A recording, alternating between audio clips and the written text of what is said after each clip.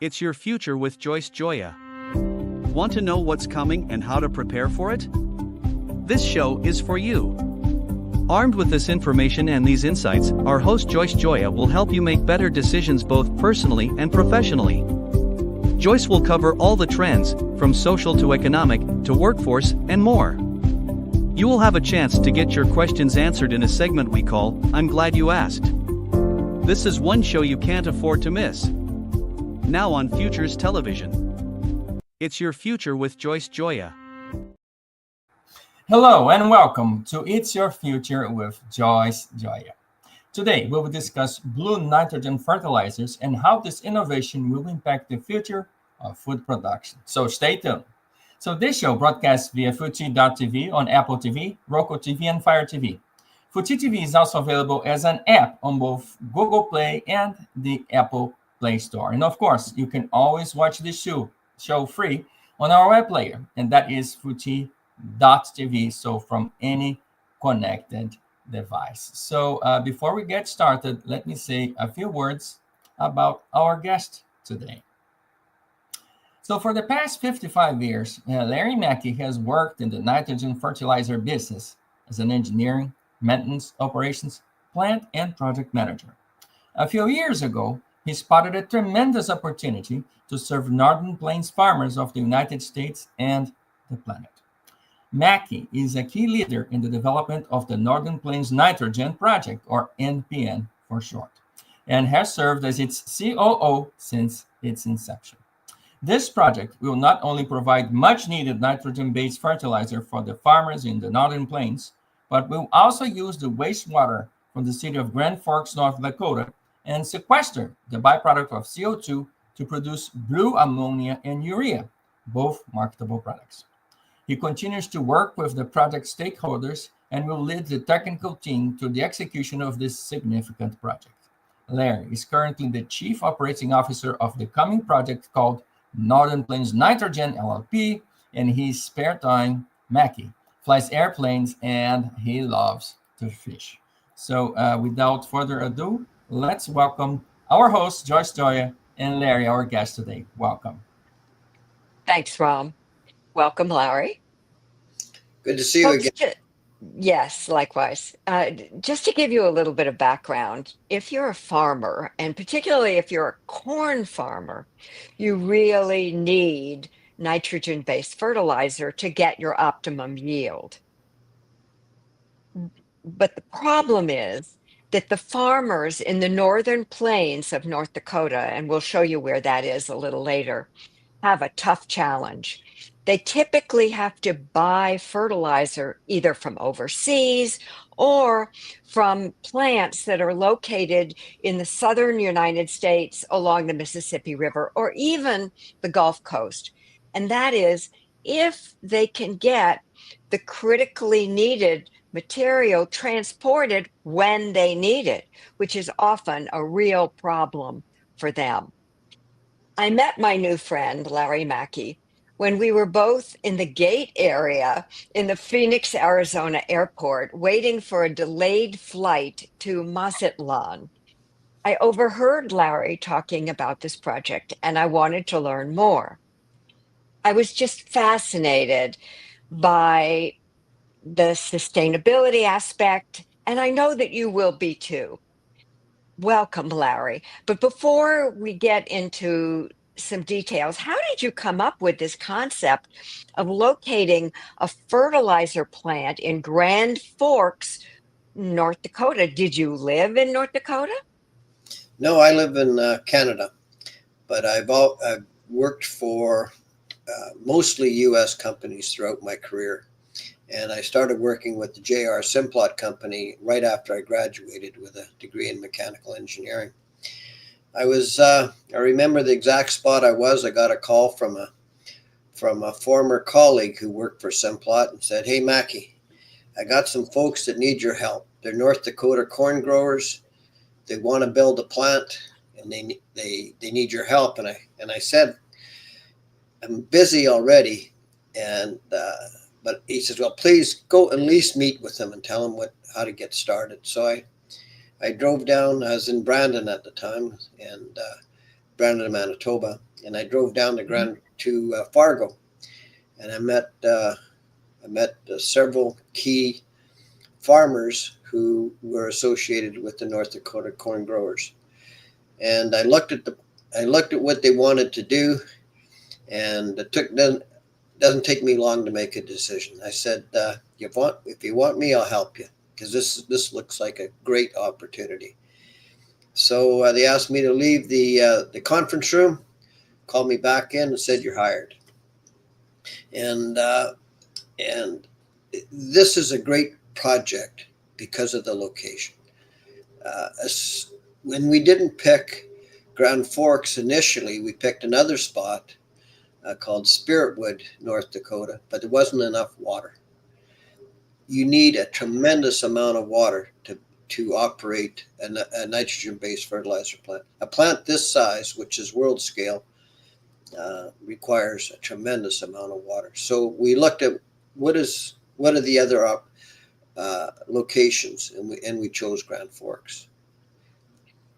Speaking of water, and we'll get back to the question of colors of ammonia a little later, this project is going to use the wastewater from Grand Forks. And that just absolutely blew me away, because I'm really, really enthusiastic about reducing waste. And using the wastewater from Grand Forks is just a win-win-win. So can you explain why you would want to use wastewater rather than clean water? Yes, we had a key meeting in Grand Forks, North Dakota, with the mayor, the Economic Development Corporation for Grand Forks, the city manager, etc. And I told them we need at least 5,000 gallons per minute of makeup water. And they gave us three choices: river water, Red River, which separates North Dakota from Minnesota, potable water, or wastewater. And again, it doesn't take me long to make a decision. I said, we'll take the wastewater, because I knew that we had the technologies available to. I have a saying: we'll take that crappy water and we'll make angel's tears out of it. And, Oh, I love that. And we need very, very pure water to operate a modern ammonia plant, because we generate steam at 1,750 psi. That won't mean a lot to your viewers, Nor to me. but at that pressure, the difference between steam and water isn't very much. That's a tremendous pressure. So and the higher the pressure, the purer the water has to be. So we ran a pilot test with the technology that we're going to use to clean that water up. We ran a pilot test for 6 months, and we could recover 80% of the water, and in our budget we budgeted only 70. The water will not be an issue. Wow. So what really intrigued me about this project, Larry, was not only that you're moving the production to where it's really needed, and there's a high demand for it among farmers in that central North Dakota, Northern Plains area, but also that you're going to be sequestering the CO2 and generating other marketable products, including blue ammonia and urea. Now, to me, that's just brilliant. When I first started speaking professionally as a futurist, which obviously I am, I talked about waste elimination. And waste elimination had to do with preventing waste being there at the end. And that is exactly what you're doing. And to me, it's just the ultimate, because not only are you eliminating waste, but you're ending up with marketable products, which typically will bring in more revenue for the plant and the organization. Has this been done before? Typically, Ammonia plants well, first of all, you have to capture the CO2 in an ammonia plant because any oxygen bearing molecule is poisonous to numerous catalysts in an ammonia plant. So in my old plant at Simplot, where I worked, we captured CO2 to make dry ice. But the CO2, as most of your viewers know, it contributes to climate change. And so today, many countries are going to use ammonia as a fuel to make power. Japan, South Korea, for sure, have made the decision that their incremental power production will be fueled by ammonia. So you have to make ammonia that is clean to qualify as a supplier to these countries. And so you either have to make green ammonia or blue ammonia or pink ammonia. Pink is made with nuclear power. Green is made through driving electrolysis with nuclear generated power. Green is with water power or wind power through electrolysis, and blue is a traditional gray plant where you just vent the ammonia, you capture it, transport it, and pump it into the ground, and it stays there forever. So, and blue is by far the most economical and viable way to make clean ammonia. And not only that, but if those countries are now going to be powering plants with it, that means that other power companies in the Northern Plains area could take that blue ammonia and use it to produce power. Yes? Correct. Most of the Wow. power in or at least I don't know the exact percentage, but North Dakota uses lignite coal to drive to fuel their coal-fired power plants, and so they could take our blue ammonia Right. and use it to make power. Now, in your material, I saw the word off taker. Can you explain what that means? Because what your material said was that you've already lined up these off takers, and I'm presuming that it has to do with the products that you're marketing as well as the sequestering of the CO2 somehow. And explain how that all works, would you please? Sure. When you develop a project, in for instance, a manufacturing project like ours, we're going to produce ammonia, urea. You have to have somebody who's going to buy your product in order to get the project financed. So the off-taker is your buyer, and in a plant like ours, which is going to produce a tremendous amount of urea and ammonia. For instance, we're going to produce 1 million tons a year of ammonia and 1 million tons a year of urea. A good portion of that, roughly 60% of that ammonia, is used to produce urea. And by the way, urea is produced by combining CO2, carbon dioxide, and ammonia at very high pressures, and you make urea. And the off-taker will buy our urea and then ship it to distribution centers who then distribute it to the farmers. So the off-taker is our customer. By the way, the market is so good in North Dakota, our potential off-taker says they will ship our 1 million tons of urea within a 200-mile radius of our plant. That is phenomenal. We have the best market in the United States.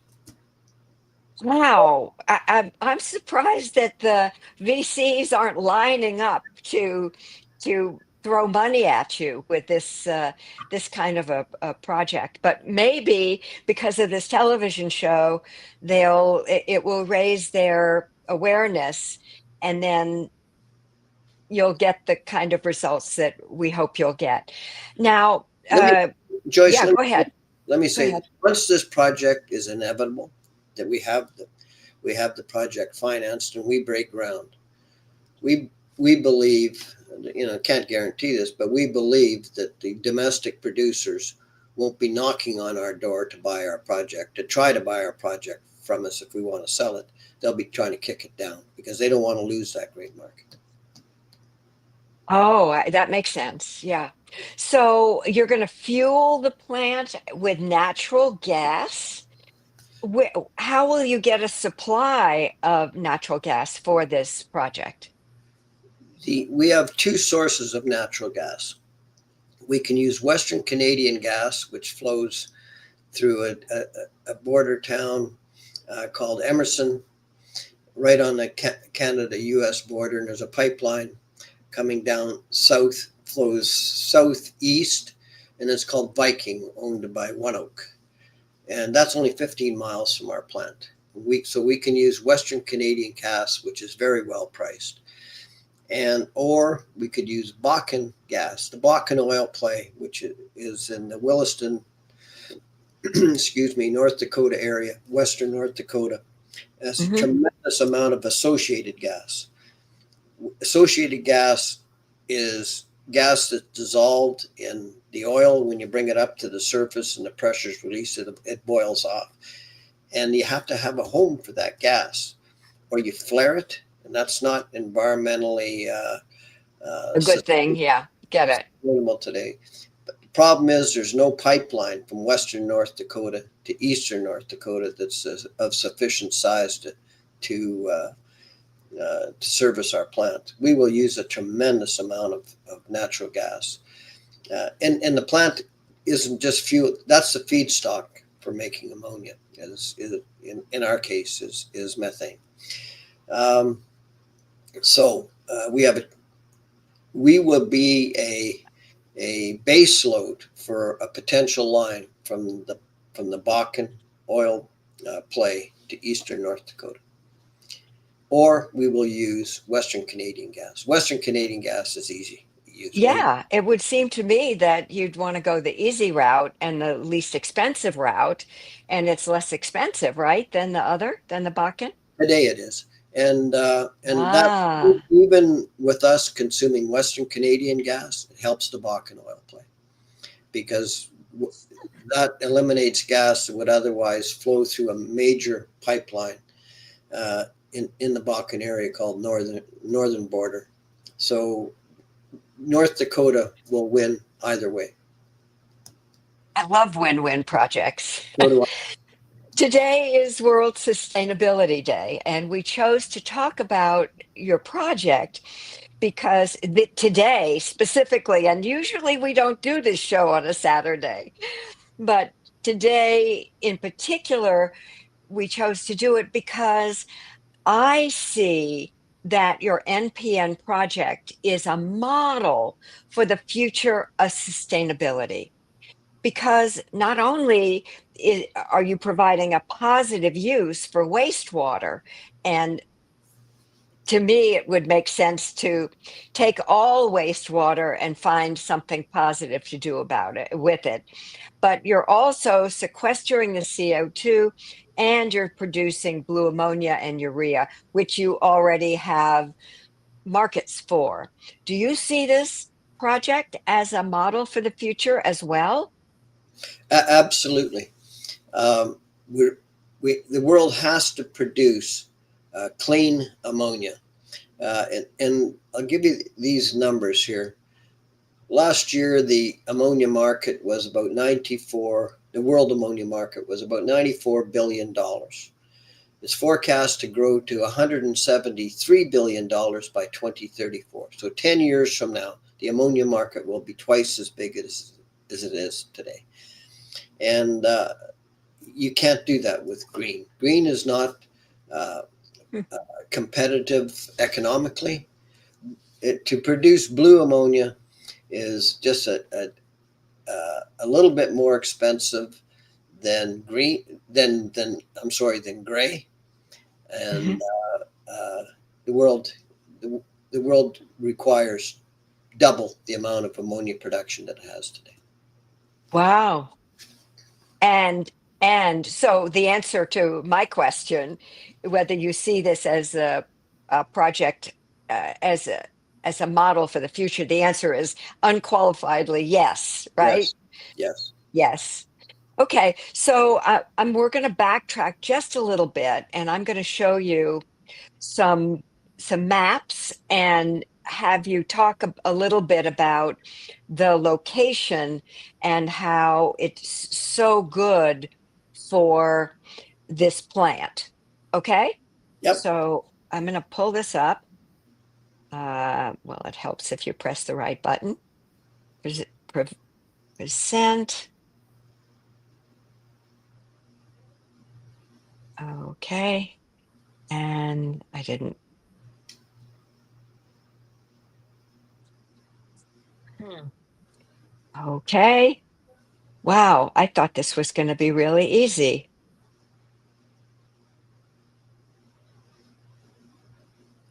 Let's see. I believe I know the maps you're going to show. You're going to show Yeah, the I got it. you got it? I got it. There we go. Do you see it? No. No. Oh, there it is. Okay. So here is the location of NPN. And this is the nitrogen demand by county. Wow. Correct. Look at that. The darker the blue, the higher the consumption rate. And so you can see why we chose to put our plant in northern North Dakota.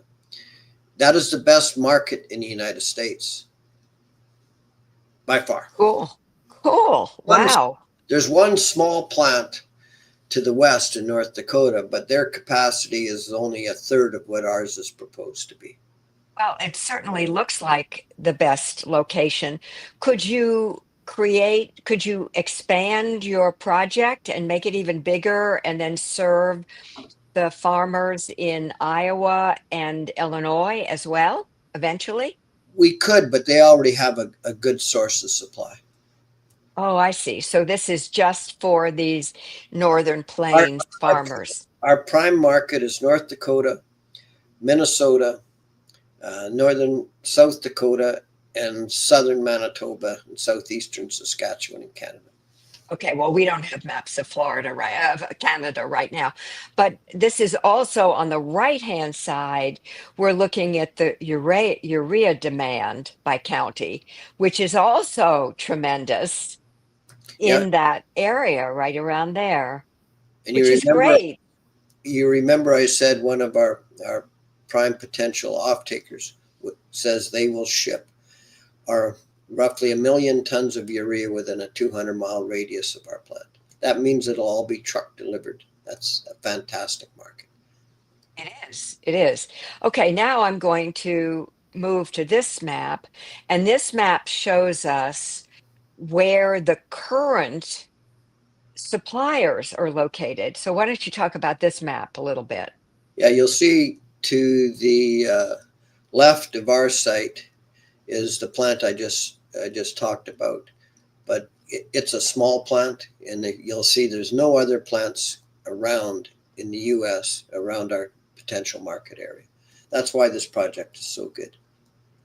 So what you talked about was that there were suppliers along the Mississippi River, which is here in the central United States, and that there is a plant in Donaldsonville, Louisiana, right? Somewhere here. Yeah, CF owns a plant in Donaldsonville,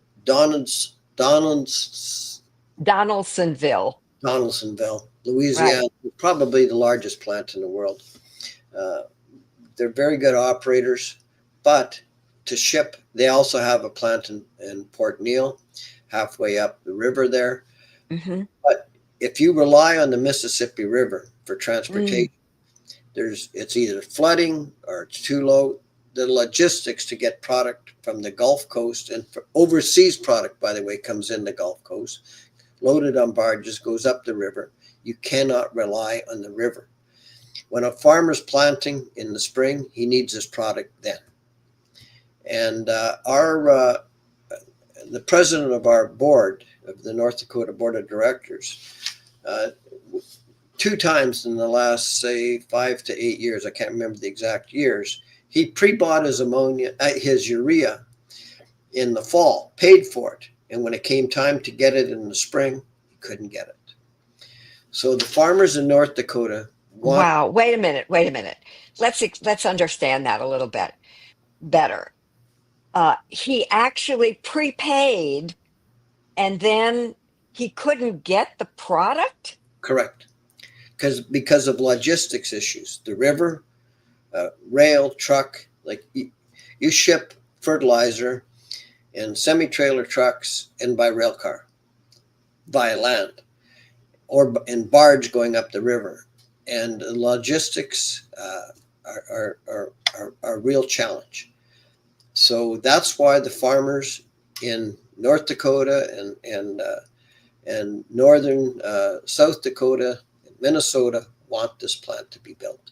They want security of supply. We're not promising them lower cost, because we will be cost takers, price takers, but they want security of supply. Well, isn't that worth something to have that security? Absolutely. But Makes these sense. plants that we're building are very capital intensive.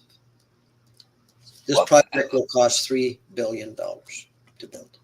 However, it's going to be very profitable. Now, how fast is it profitable? It will be. This project has a very good IRR and NPV. You're going to have to explain those numbers, those terms for my audience. Internal rate of return Mhm. is mid-teens, which is good. And we've Wow. been very, very conservative in our assumptions. And NPV is net present value. And the net present value of this project is just under $700 million. Also very, very good, very respectable. This is a great project. And we've been very conservative in our financial model. Would you give us, if you will just put the website for this project in the chat, then we'll put it across the Chiron so that people can find out more and they can see your whole slide presentation, because it's really impressive.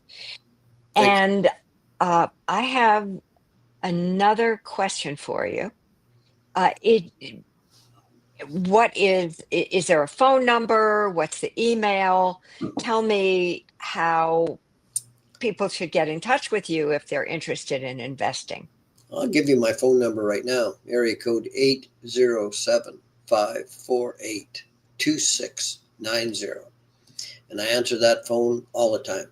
It's never away from me. Okay, 807 546. No, 807 Yes. 548 2690. Got it. My email address is larry.mackie, MACKIE, at npn.ag.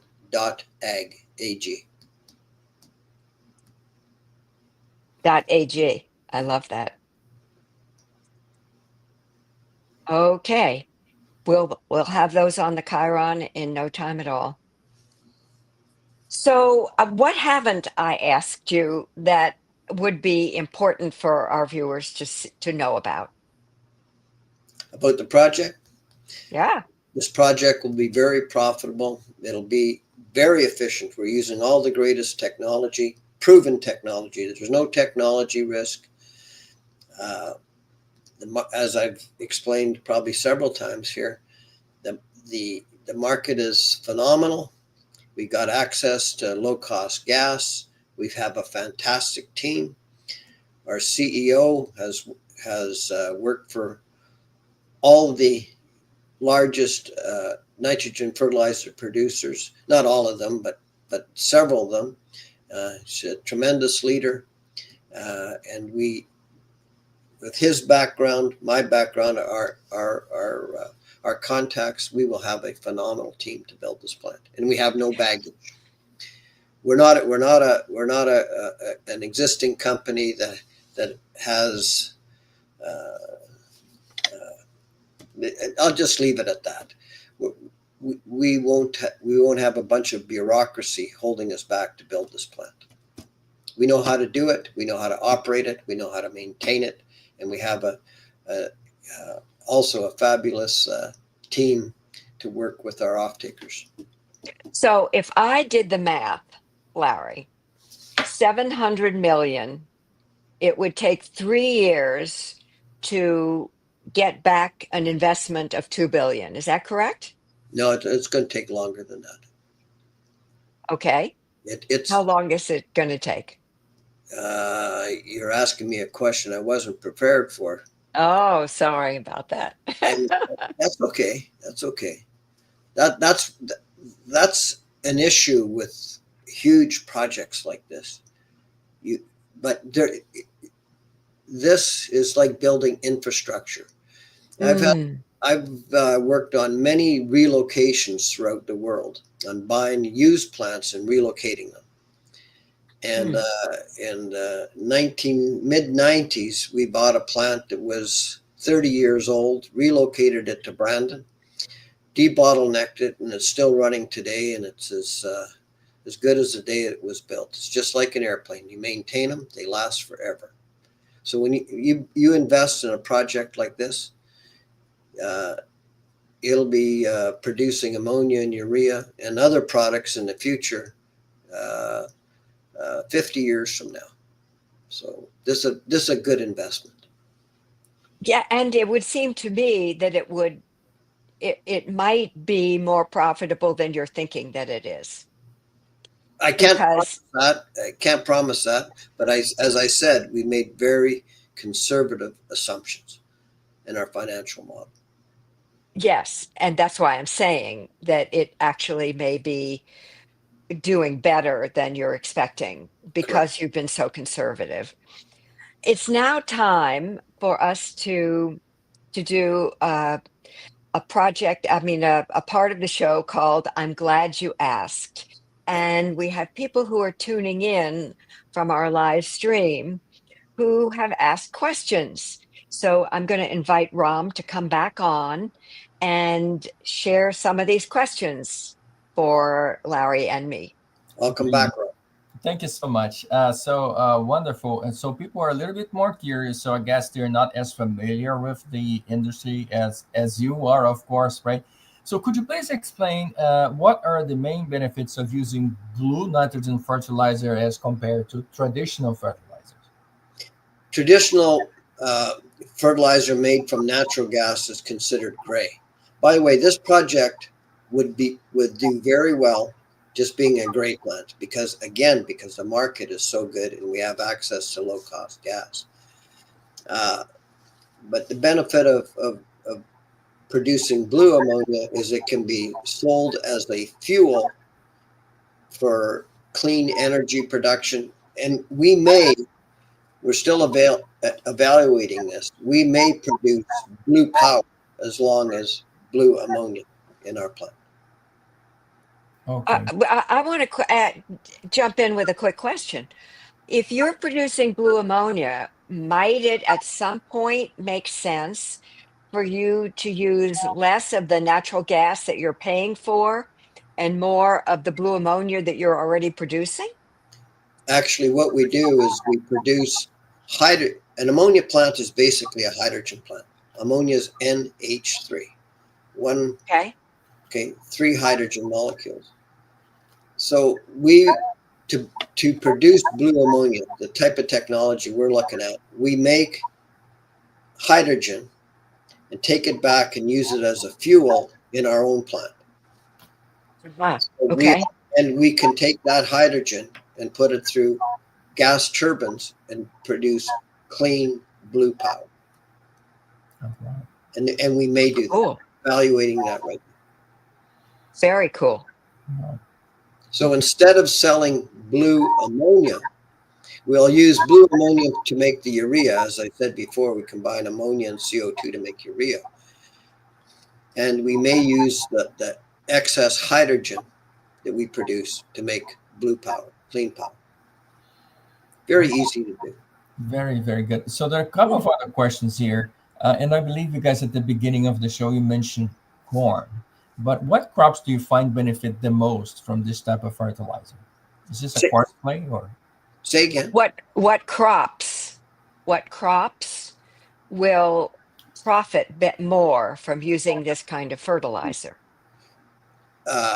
Corn. Corn is a huge consumer of nitrogen. And more corn is growing farther and farther north because of climate change. Years ago, there wasn't much corn growing in North Dakota. Today there is because of climate change and because of genetic modifications to the corn. There's a battery of questions here about how do you address the concerns about the cost of production and pricing for farmers? Will this product be priced about the same, cheaper, or higher for farmers? We don't forecast lowering prices because I said before we're going to be price takers, and because of the capex to build this plant, we want a good return on our investment for the people who are financing the project. But what the farmers want in North Dakota, South Dakota, etc., Minnesota, is a secure supply of fertilizer. Oh. And that's what you're getting. That's what they're getting with NPN. Correct. Which they don't have because they can prepay for it and still not be able to get it when they need it. That's correct. So that's worth a lot, I think. Yeah, so actually another question here is you partner with the city to make sure that this project could get off the ground. But are there any kind of or specific challenges you have faced in developing or promoting blue nitrogen fertilizer? What kind of challenges did you encounter? There's not a challenge to produce blue product. The technology is not complex, but we need a pipeline, a CO2 pipeline from our plant to the Bismarck, North Dakota area where the CO2 will be sequestered. The geology underneath our plant is not conducive to sequestration. And we've got an agreement with a pipeline company who are developing that project to transport the CO2. But even if we were gray, because of the great market, this project will be profitable. This is still a great project, again, because of the market. The market is king. Okay. Larry, is there any market for CO2? Yes, there is. In refrigeration to transport products that have to remain frozen. As I said in the plant that Right, dry ice. Yeah, you talked about that. we produce dry ice. Well, has that been considered? You also need it to produce a very good product called beer. So soft drinks, you require CO2, carbonated beverages. Okay, so a different kind of question here is what kind of regulatory challenges you are facing or you are expecting to face when you promote and sell blue nitrogen fertilizers? Well, our project is permitted. Our air permit requires renewal because it's lapsed, but we already had. That will not be an issue, but we're ready to go. Our project is shovel ready. If we had the financing, we could start the site work tomorrow. We're ready to go. This project is very, very well developed. And there's something else that you had in your materials, and that is that you're all permitted except for one that has to be renewed every year, and you're permitted to initiate the building to create the plant. It's just that you're not permitted for subsequent years because subsequent years haven't gotten here, right? No, we don't have to renew that permit every year. We have to renew it because slightly changing the technology, but we won't have an issue because the technology is going to be cleaner. But even if it was still a gray plant, we will not have an issue getting that permit. We're ready to go. This is the most developed project in the Northern Plains, perhaps the country. Wow. So different Love kinds of it. Love questions. it. So what advice would you give to farmers who are looking at the show right now and they are interested in either using or switching to blue nitrogen fertilizer? So what do you tell farmers? I don't believe a farmer today does not make a decision whether he's going to buy gray, blue, or green. He will buy the nitrogen that's the best priced for him, because he's not going to get any additional money for his product, his corn.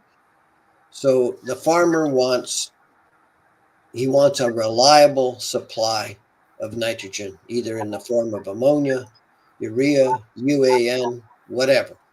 But he will not pay extra today, no matter what the so-called color is of the project of the product. We're getting a battery of questions, so I'm not a soil engineer, so I hope I can pose the questions the best way I possibly can. So is there a way, or do you measure, or did you do any studies that measure the effectiveness of this fertilizer on crop health and yield? Is there a difference? No, there's no difference. A molecule of N is a molecule of N. It doesn't matter how it was necessarily made. Nitrogen is nitrogen. It doesn't matter whether it's so-called blue, green, or pink, or black. If the feedstock is coal, the ammonia is considered black or brown. And is Well, there? I have a question. Go ahead. I have a question. Uh, do the blue, green, gray, do they have more nitrogen? Does one have more nitrogen than another one? No. Or are they the same? Oh, Ammonia is ammonia. Urea is urea. So doesn't matter okay. how it's made. Back to you. Yeah, so the other question was about how, the cocktail of stuff that we put in our soil. So how does blue nitrogen fertilizer interact with other soil amendments or fertilizers? I'm sorry, I don't understand that question. Say it again. So how does the blue nitrogen fertilizer interacts with other soil amendments or other fertilizers when you pour it, when farmers buy a variety of different fertilizers? Is there a danger or a benefit? No, they're the same. As far as the farmer is concerned, ammonia is ammonia, whether it's pink, blue, green, or whatever. And urea is, now there's two forms of urea. There's pearled urea and granulated urea. And granulated is more robust, easier handled, and we will produce granular urea. Nobody today in North America produces pearled urea, but they do in Asia and other parts of the world, and they export it to the U.S. But granular is superior because it is more robust. It doesn't break down and clump. We just have a couple more questions here. So are there any misconceptions about blue nitrogen fertilizers that you would like to clarify? Some environmental people don't believe in blue because we're still using fossil fuels to produce it.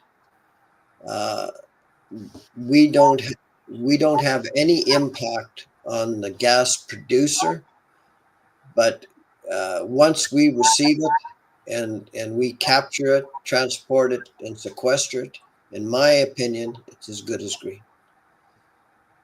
environmentally. Okay. So how do you see the role of technology in the future of fertilizer development? So is blue the future? Blue has a tremendous future. Green, you have to get the cost down. There was a project that was going to be built in North Dakota a green project that was going to be built by a huge utility company in the United States. They canceled it because they didn't say why they canceled it, but I know why they canceled it, because it wasn't economic. But this one is.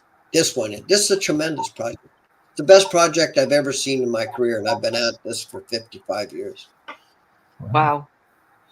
That's why I made the decision in 5 minutes. Well, there must be a reason why they offered you the job on the spot too, right? So they probably see what you're trying to do as real value added. There's one last question here. What are your long-term goals for blue nitrogen fertilizer? And can you talk a little bit about its impact on sustainable agriculture? Again, back to the sustainability today. How is it that switching or adopting blue nitrogen fertilizer really will help us become more sustainable? Well, if you're producing blue product, you're not emitting CO2 to the atmosphere, so that helps future generations. That's I love my kids and grandchildren, so anything we can do to make this a better world, we want to do.